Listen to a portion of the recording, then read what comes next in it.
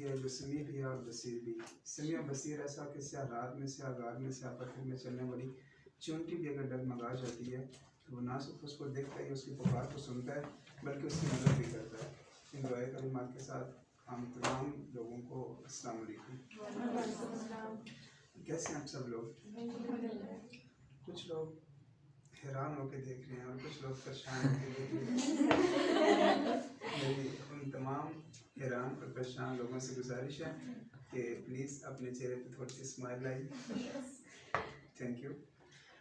मुस्कुराना सदका होता है और सदका देने से बुलाएं टल जाती हैं। तो हर रोज़ सुबह उठें, मुस्कुराएं और सदका दें, जिससे आपकी लाइफ में जितनी भी बुलाएं वो टल जाएंगी और ज़िंदगी में आप हमेशा हैप्पी रहेंगे। तो कैरियर काउंसलिंग के हवाले से आज हम थोड़ी सी बात करेंगे। यह एक बहुत अहम टॉपिक है। हमारे पास बहुत बड़ी बड़ी डिग्रीज़ होती हैं, बहुत अच्छा नॉलेज होता है, बहुत अच्छे मार्क्स हमारे पास होते हैं, मगर कैरियर एक बहुत बड़ा टॉपिक है जिसके ऊपर बहुत सारे लोग काम कर रहे हैं। उसकी एक ख़ास रीज़न कि हम उसको अचीव क्यों नहीं कर पाते, हम अपनी स्किल्स को, अपनी डिग्री को उस लेवल पे यूटिलाइज़ क्यों नहीं कर पाते। उसके कुछ रूल्स एंड रेगुलेशंस होते हैं, कुछ ट्रिक्स होते हैं। आज इंशाल्लाह जो नॉलेज मेरे पास है वो मैं आपसे शेयर करूँगा। मैं खुदा न खास्ता आपको कोई पढ़ाने नहीं आया, समझाने नहीं आया, जस्ट जो नॉलेज मेरे पास है वो मैं आप लोगों तक डिलीवर करने आया हूँ, ताकि आप इस डिग्री से, इस स्टडी से जब आप फ्री हो, आप डिग्री लें तो उसको आप अच्छे तरीके से यूटिलाइज़ कर सकें। तो अब लोगों को मुझे थोड़ी सी तकलीफ़ देनी होगी, तो आप मेरा साथ देंगे? Yes. ओके। तो आप लोगों ने अपने दोनों पाँव ज़मीन पर रखने होंगे। Thank you. और टेक नहीं लगानी आप लोगों ने, स्ट्रेट बैठना है। ये चेयर छोटी चले, कोई मसला नहीं। ओके। तो कैरियर की जब बात की जाए तो हर इंसान जब किसी भी काम का आगाज़ करता है, किसी भी डिग्री का आगाज़ करता है, किसी भी प्रोजेक्ट का आगाज़ करता है, तो उसके लिए सबसे इम्पॉर्टेंट चीज़ उसका कैरियर होता है। कैरियर हमारे लिए इस तरह है कि अगर किसी को बता दिया जाए कि इसके बाद आपको कुछ नहीं मिलेगा तो वो इंसान वो काम ही नहीं करता, उसका आगाज़ ही नहीं करता। मीन कि अगर आपको बता दिया जाए या किसी भी इंसान को बताया जाए कि अगर वो किसी ऐसे रास्ते पे जाए तो जिसकी कोई मंजिल ही नहीं, तो वो कभी उस रास्ते पे नहीं जाएगा।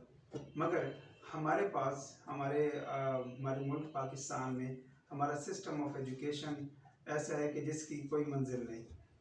अब इसको थोड़ा सा मैं आपको विजुलाइज करवाता हूँ। ये एक रियलिटी है, इसको एक्सेप्ट करना चाहिए। और जिन लोगों ने और जिन कौमों ने रियलिटी को एक्सेप्ट किया है, फिर उनको पता चला, फिर वो रियलिटी पे काम करते हैं।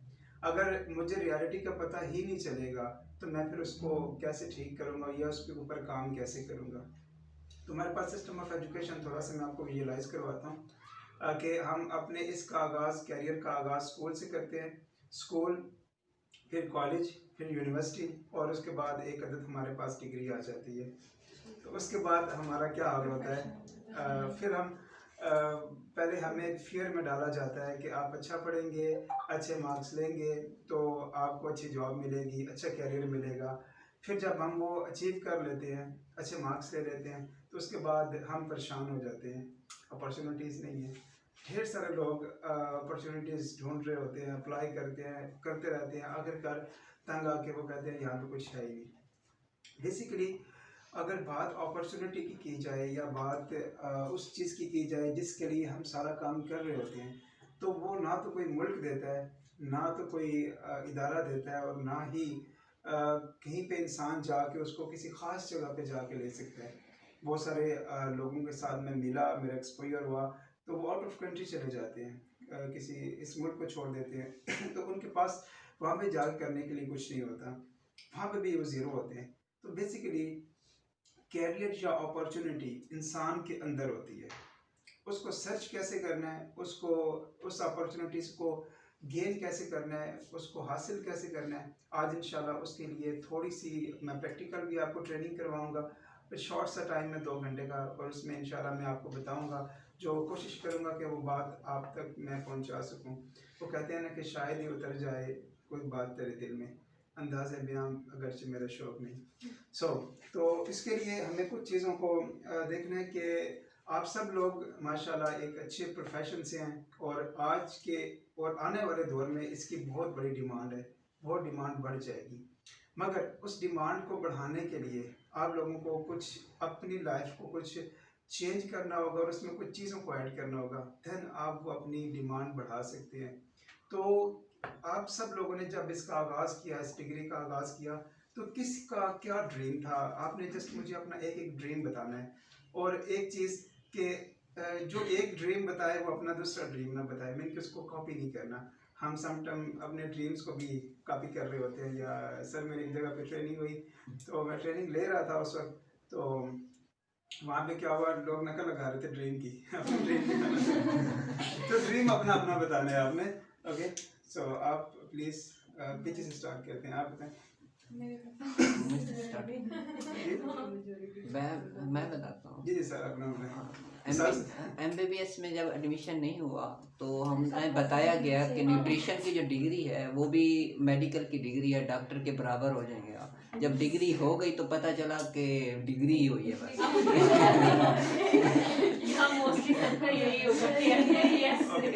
अच्छा, एक तो आपकी ये बॉल पेन की टिक टिक नहीं करनी, दूसरा मोबाइल को बिल्कुल साइलेंट पे लगा लें। बाहर से कोई ऐसा मैसेज कॉल नहीं आनी जो आपकी लाइफ में थोड़ा सा चेंज लेके आएगा, या आएगी। अगर आएगी तो फिर आप लगा सकते हैं, इसको सुन सकते हैं कॉल को। अगर नहीं तो फिर उसको साइलेंट पे लगा दें प्लीज़। जी आप बताएं। सर ऐसे ही कुछ है जैसे सर ने बताया कि ये फिर मैंने कहा था कॉपी नहीं करना, खुद से बनाना। सर यही हाल है वैसे। जी नेक्स्ट। सर मैं जब एडमिशन के लिए गई थी अप्लाई करने के लिए, तो उन्होंने मुझे फील्ड्स दिखाए कि इसमें आपका मेरिट बन सकता है, तो आई सिलेक्टेड दिस कि मुझे इसमें डालना है। सर मेरे जो रिश्तेदार हैं, जैसे कि मेरे मामू अंकल आंटी, ये सब डॉक्टर मतलब बाय प्रोफेशन MBBS उन्होंने किया हुआ। तो एक ट्रेंड बना हुआ था फैमिली में कि MBBS ही करना है, यही स्टैंडर्ड बना हुआ था। तो मैं उस चीज़ से थोड़ा बोर हो गई थी कि MBBS ही करना, मतलब मेरे पेरेंट्स का भी यही था कि आप ट्राई करो और आपका MBBS नहीं हो, तो वो पेरेंट्स की तरफ से तो एक गोल था। बट मेरे माइंड में था कि एक सेकंड ऑप्शन होना चाहिए जो कि मेरे अपने इंटरेस्ट का हो। तो मैंने डिग्री सर्च की थी, तो मुझे इंटरेस्टिंग लगी थी, तो फिर सर मैंने मेडिकल में मतलब कि FSC जब की मेडिकल के साथ, तो उसके बाद मैंने BS फिजिक्स में एडमिशन ले लिया। तो वहाँ पर जब मैथ के सब्जेक्ट पढ़े तो उसके बाद लगा कि नहीं ये तो मेरा काम ही नहीं है। उसके बाद फिर बायो से रिलेटेड सब्जेक्ट ढूंढा तो बस यही बेस्ट लगा। सर MBBS का था पहले, लेकिन वो नहीं हुआ तो फिर मेरा इंटरेस्ट इस सब्जेक्ट में था, तो इसलिए फिर मैंने भी MBBS में 2 बार ट्राई किया था लेकिन वहाँ नहीं हुआ, तो फिर जब डिग्री सर्च की तो ये मेरी रिलेटेड सी तो यार। जी नेक्स्ट। मैंने भी एंट्रेंस 2 दफ़ा दिया उसके बाद प्रॉस्पेक्टस ली यूनिवर्सिटी से, तो ये फील्ड सामने आई मेडिकल के करीब तो अप्लाई कर लिया। मेडिकल के बाद सर हम लोग, मुझे सेकंड ऑप्शन मैंने हमेशा यही रखा था कि जब हम लोग MCAT की भी प्रिपरेशन कर रहे थे, तो वहाँ से बच्चे जो थे DNP के लिए भी अप्लाई करते थे, तो मुझे काफ़ी अट्रैक्टिव लगती थी ये वाली डिग्री, तो इसलिए फिर अगर मेरा नहीं हुआ तो फिर मैं यहाँ आ गई, लेकिन मैं खुश हूँ। FSC के बाद मैंने अप्लाई, मेरे बायोटेक्नोलॉजी में ज़्यादा इंटरेस्ट था, लेकिन घर वालों की मर्ज़ी से नहीं हुआ। घर वालों की मर्ज़ी से एक्सीलेंट, एक क्लैपिंग करेंगे घर वालों। बस यही शौक था कि क्लिनिक होना चाहिए। सर मेरा ना तो मैं इस फील्ड के बारे में जानती थी और कुछ भी नहीं था, बस बाबा ने बोला कि आप ये कर लो, क्योंकि MBBS में मेरा एडमिशन नहीं आता और मैं इस चांस पे इसमें आई थी कि डोनेशन सीट जैसे ही मुझे मिलेगी मैं ये छोड़ दूँगी। लेकिन जब मैंने ये चूज़ की ना, मैंने 1-2 माह पढ़ा, तो उसके बाद मुझे लगा कि नहीं, अब इसको छोड़ना नहीं चाहिए। बस ख्वाब क्या है? तो मेरे ख्याल में तो किसी एक ने भी मुझे अपना ख्वाब नहीं बताया। सर अब यही ख्वाब है कि सब ख्वाब है कि हम डॉक्टर एक बनना ही अच्छे था। डाइटिशियन बन जाए और तो उनके बारे में शायद कहते हैं कि मैं कैसे उसका जिंदों में शुमार करूं जो देखता भी नहीं, ख्वाब सोचता भी नहीं। तो जब आप अपने ख्वाब को नहीं देखेंगे, अपने ख्वाब को सोचेंगे नहीं, तो तब तक आप कुछ भी नहीं कर पाएंगे और कभी अपने ख्वाब, अपने उस टारगेट को अचीव नहीं कर पाएंगे। तो ईमानदारी के साथ बताएं, आज तक कितने लोगों ने अपने ख्वाब को लिख के दीवार पे लगाया और उसको रोज़ाना देखा है और उससे जाकर बातें की है कि मैंने तुम्हें पूरा करना है? सर अपने आप से किया, ऐसे लिख के कभी नहीं किया। नहीं किया। तो ख्वाब हमेशा लिखने से पूरे होते हैं। सर एमकेट में किया था लेकिन वो नहीं पूरा। तो ख्वाब हमेशा लिखने से पूरे होते हैं। हम थोड़ा सा बैक जाते हैं। आप लोगों से मैंने एक सवाल पूछा कि आप लोग यहाँ कैसे पहुँचे, तो किसी ने कहा मुझे पापा ने कहा, किसी ने कहा मैं फैमिली की वजह से यहाँ पे हूँ, किसी ने किसी की वजह से यहाँ पे हूँ। तो आप लोगों ने वो रास्ता चूज़ किया जो किसी ने आपको बताया, फलां ने कहा हमारी फैमिली में ट्रेंड बना हुआ था तो यही करना है, हमने वही करना है। सो एक चीज़ कि हमें इस चीज़ की बहुत अशद ज़रूरत है। आज जो आप कैरियर काउंसलिंग कर रहे हैं, इस कैरियर काउंसलिंग की बेस 8 क्लास होती है। 8 क्लास से अगर हम कैरियर काउंसलिंग करें कि हमने कौन सी फील्ड को चूज़ करना है, हम किस तरफ जा सकते हैं, हम इसके ऊपर अपनी लाइफ में क्या बनना चाहते हैं, क्या अचीव करना चाहते हैं, तो फिर आप ज़िंदगी में उसी ट्रैक पे चलेंगे, आपको कोई रोक भी नहीं सकता। तो हमारे पास जो सिस्टम है, आपको बताने से पहले एक छोटा सा मैंने आपसे एक्सपेरिमेंट पूछा। तो हमारे पास मेरा इसके ऊपर रिसर्च हुई है कि 85 से 87%, टोटल 87 था, 85% जो लोग हैं उनको पता ही नहीं होता कि हमने किस तरफ जाना है, क्या करना है ज़िंदगी में, कौन सा गोल अचीव करना है, कौन सी स्टडी करनी है।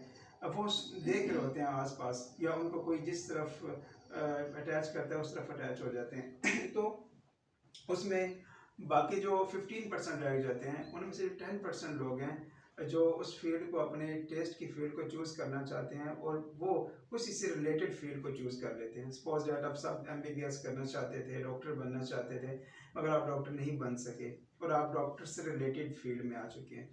5% लोग ऐसे होते हैं जो अपना ही काम करना चाहते हैं और उसकी उन्होंने स्टडी की होती है। उनमें से 2% लोग उस काम को अच्छे अंदाज में कर रहे होते हैं और 3% उस काम को फटीक समझ के कर रहे होते हैं, यानी कि वो मायूस होते हैं। और यही सबसे बड़ी वजह है कि जो शख्स जिस काम को करे और वो काम करते हुए थक जाए, वो काम उसके लिए नहीं बना। अगर वो काम, जिसको काम को करने के लिए आप थके नहीं, चाहे दिन हो, रात हो, गर्मी हो, सर्दी हो, भूख हो, प्यास हो, कोई भी इंसान वो काम उसके लिए बना है, क्योंकि वो उसको करने में उसको अच्छा लगता है, उसको वो करने में उसको हैप्पीनेस फील होती है। तो हमेशा वो काम जो आप करेंगे और आपको अच्छा लगेगा, तो फिर आप उस काम में बहुत आगे तक जा सकेंगे, आपको फिर कामयाब होने से कोई नहीं रोक सकेगा। सो अभी आप MBBS नहीं बन सके, डॉक्टर नहीं बन सके, तो इधर ही डॉक्टर बनेंगे, नो इशू। तो अब आप इधर आ गए हैं, अब आप यहाँ पे आके अपना ड्रीम टारगेट सेट करें। जो काम आपने बहुत पहले करना था वो अब आज से करें, कि आज से अपने ख्वाब लिखें, पेज के ऊपर ख्वाब लिखें, जो भी आपकी ज़िंदगी के ख्वाब हैं उनको अपने बेडरूम में लगाएं, अब जहाँ जहाँ आपका जाना होता है मोबाइल की स्क्रीन पे लगाएं और उसको देखें बार बार कि ज़िंदगी में हमने इनको अचीव करना है। उसे देखने से क्या होता है, अब उसको देखने से ये होता है कि आप लोगों ने बहुत सारी कमर्शियल्स देखी हैं, टीवी पे कमर्शियल देखते हैं, ओके, तो आप बहुत सारे शॉप की कमर्शियल देखते हैं, बहुत सारी चीज़ें जो मार्केट में होती हैं उनकी आप कमर्शियल देखते हैं। तो हम जब किसी उस चीज़ को परचेज़ करने जाते हैं तो क्या हमें कोई बताता है कि आपने ये चीज़ परचेज़ करनी है, क्योंकि वो बार बार हमारे सामने रिपीट होती है और हम जाके उसी का नाम लेते हैं और परचेज़ करके घर आ जाते हैं। तो सो जब आप उसके ऊपर फोकस करेंगे, उसको बार बार देखेंगे, बार बार उसको रियलाइज़ करेंगे, याद करेंगे, तो वो ऑटोमेटिकली आपकी लाइफ में होना शुरू हो जाएगा, ऑटोमेटिकली होना शुरू हो जाएगा। और इसका मैं आपको भी एक्सपेरिमेंट करवाता हूँ कि कैसे होगा। जो आप चीज़ सोचते हैं वो आपके माइंड में कैसे जाती है, करना है प्रैक्टिकल जी। तो अपने दोनों आपने वो पाँव नीचे लगाए हुए हैं, ओके। तो अब आपने क्या करना है, अब आपने इन हाथों को यहाँ पे रखना है बिल्कुल सीधा, और इसके बाद आपको बड़ा मज़े का प्रैक्टिकल करवाएंगे। मेरी सारी कैरियर काउंसलिंग की जितनी भी ट्रेनिंग्स होती हैं प्रैक्टिकली होती हैं, कि ताकि वो आप भूल ना सकें। हम पढ़ी हुई चीज़ों को भूल जाते हैं, मैट्रिक का पेपर सब ने दिया था, अभी दे लेंगे। तो जो चीज़ आप प्रैक्टिकली सीखते हैं, मसलन कोई अगर मेल जो हो तो सर आपसे पूछते हैं सर से, सर साइकिल कब चलाया था लास्ट टाइम? 2014 में। 2014 में, तो अभी साइकिल चला लेंगे, बिल्कुल, उससे भी अच्छा चला लेंगे। तो जो चीज़ आप सीखते हैं वो आप बड़े अच्छे तरीके से उसको परफॉर्म कर सकते हैं और टाइम गुजरने के बाद वो अच्छे तरीके से आप करते हैं। तो आप क्या करेंगे, आप थोड़ी सी टेक लगा लें, इतनी ज़्यादा नहीं लगानी। अब आप बिल्कुल सीधा देखें और अपनी आंखों को बंद करेंगे, बिल्कुल ईमानदारी के साथ बंद करनी है आपने अपनी आंखें। अगर जो अपनी ईमानदारी के साथ आंखें बंद नहीं करेगा उसका ख्वाब कभी नहीं पूरा हो सकता, चाहे कुछ भी हो जाए। आप लोगों ने ज़िंदगी के मुख्तलिफ चीज़ों के बारे में सुना होगा, देखा होगा और सोचते भी होंगे। आप दुनिया की हर चीज़ के बारे में सोच सकते हैं, मगर आप बंदर के बारे में नहीं सोच सकते। बंदर आपको उठता हुआ, बैठता हुआ, जंगलों में घूमता हुआ, दरख्तों पे चढ़ता हुआ दिखाई नहीं देना चाहिए। बंदर आपको पहाड़ों पे दिखाई नहीं देना चाहिए। मैं आपको कह रहा हूँ बंदर को आपने नहीं देखना, आप बंदर को देख रहे हैं। तो उसी चीज़ को इमेजिन करवा रहे हैं जी, तो आपने बंदर को नहीं देखना। बंदर आपको दरख्तों पे उल्टा लटका हुआ नहीं दिखाई देना चाहिए। बंदर आपको उछलता कूदता हुआ, केले खाता हुआ दिखाई नहीं देना चाहिए। तो बंदर को आपने दिमाग में बिठा लिया है, तो बंदर को नहीं आपने देखना। तो अपनी आंखें खोलें। आप किसको देख रहे थे? बंदर को देख रहे थे, अंधेरा था। तो होता ये है कि क्वांटम फिजिक्स हमें कहती है कि जो चीज़ हम सुनते हैं, हमारे दिमाग में एक पिक्चर बनती है और हमारे दिमाग से वेव्स जाती हैं उस चीज़ की, उस ऑब्जेक्ट से टकरा के फिर वापस आती हैं और हमारे दिमाग में वो इमेज क्रिएट करती हैं। तो हमारी ज़िंदगी में वही होता है। सम टाइम आपने सोचा होगा कि ऐसा ना हो जाए, ऐसा ना हो जाए, किसी चीज़ के बारे में आपको खौफ होता है, डर होता है, कुछ ऐसा ना हो जाए तो क्या होता है, ऐसा ही होता है। तो आप कहते हैं मुझे इसी चीज़ का डर था, यही हो गया।